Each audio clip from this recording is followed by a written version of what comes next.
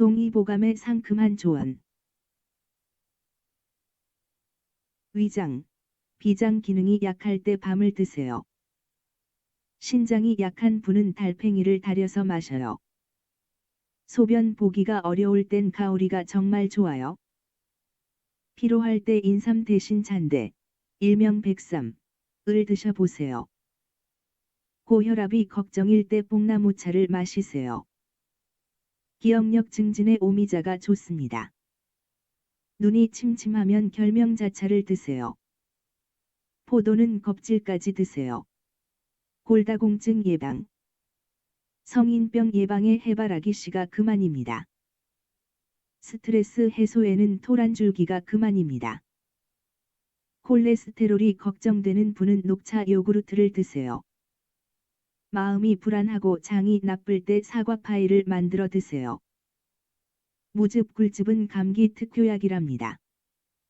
우리 몸의 각종 신진대사를 돕는 다시마를 드세요. 천식에 비파차만 한 개 없습니다. 숙취엔 감식초를 드세요. 동맥경화 예방엔 귤이 좋습니다. 잇몸이 약할 땐 숙지황을 드세요. 목이 뻣뻣할 땐 모과를 이용해 보세요. 뱃속이 좋지 않은 분은 도토리묵을 드세요. 흥분성 신경쇠약에 연꽃씨가 잘 듣습니다. 간이 약할 때 모시조개도 좋습니다.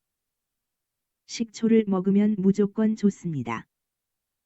여드름이 많이 나면 300초차를 드셔보세요. 두통에는 들국화차를 마셔요. 꿈이 많고 잠을 못 잘 때 차좁쌀을 달여 드세요. 요로결석을 풀어주는 때는 조기가 좋답니다. 위십이지장교양에는 율무차도 좋아요.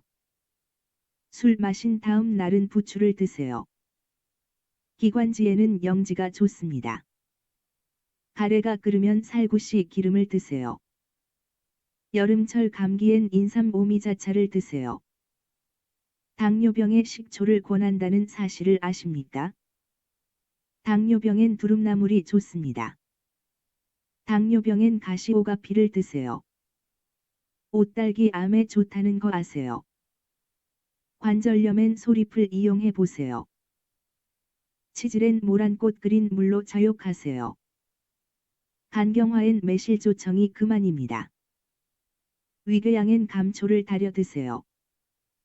양파는 동맥경화나 고혈압에도 좋습니다. 소갈증엔 다래가 좋습니다. 초기 위궤양엔 연뿌리 경단이 좋습니다. 50견일 때는 엄나무 껍질을 끓여서 마시세요. 요통에는 부추술과 술 목욕이 효과 있어요. 신경불안증에는 멸치와 백합 달인 물이 좋아요. 어지럼증이 심할 땐 오리고기가 좋습니다. 추울 땐 쑥이 좋으니 자주 드세요. 신경피로 전신권태에 얼룩조리대를 써보세요. 고혈압에는 무즙과 감즙이 좋습니다. 장마철 피부병에는 녹두가 최고죠. 기침이 심하면 머위꽃대를 달여 드세요. 간 기능 이상에는 동물의 간이 좋습니다. 계속되는 요통에는 돼지 콩팥을 이용하세요. 잔기침이 심할 땐 생강차에 엿을 녹여 드세요. 편도선염엔 새우젓 데운 것을 이용해 보세요. 수험생들에게는 생선류와 연근즙이 좋아요. 속눈썹이 눈동자를 찌르면 들국화를 달여 드세요. 산성 체질을 개선하려면 얼룩조리대를 끓여 드세요. 잠 많은 수험생에게 대추씨를 날로 먹이세요. 목이 아플 때는 돼지기름을 졸여 꿀을 섞어 드세요.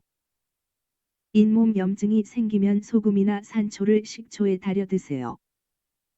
노인성 변비에는 꿀 한 숟가락에 파 3뿌리를 달여 드세요. 중풍 예방에는 채소즙이 좋습니다. 웃음은 만병통치약입니다.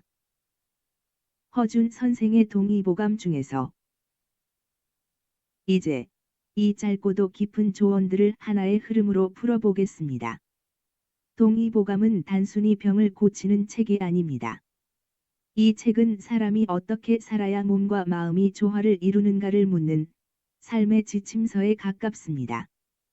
위에 적힌 65가지 조언은 모두 무엇을 먹어라 라는 명령이 아니라 자연을 빌려 몸을 다독이는 방식을 말하고 있습니다.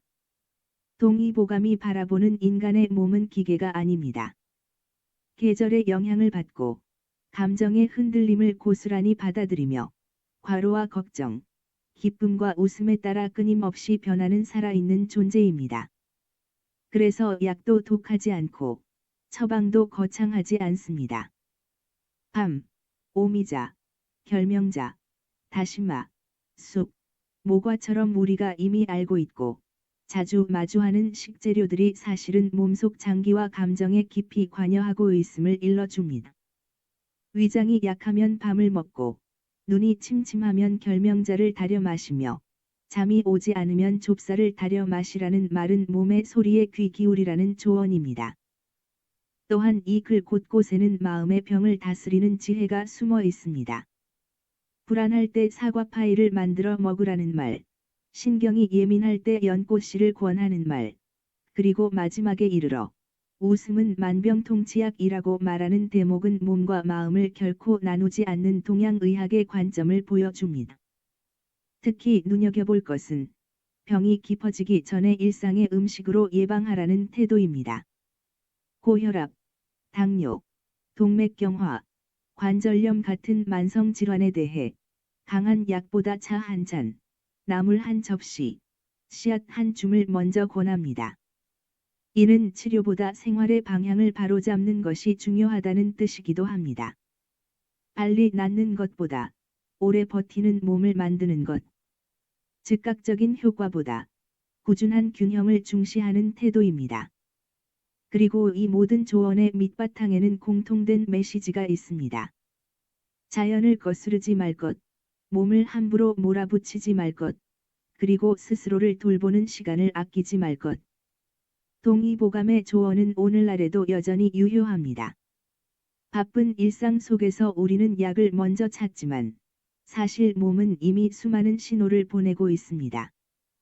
피로, 두통, 불면, 소화불량, 이유 없는 불안까지도 모두 조금 쉬어달라, 조금 돌아보라는 신호일지 모릅니다.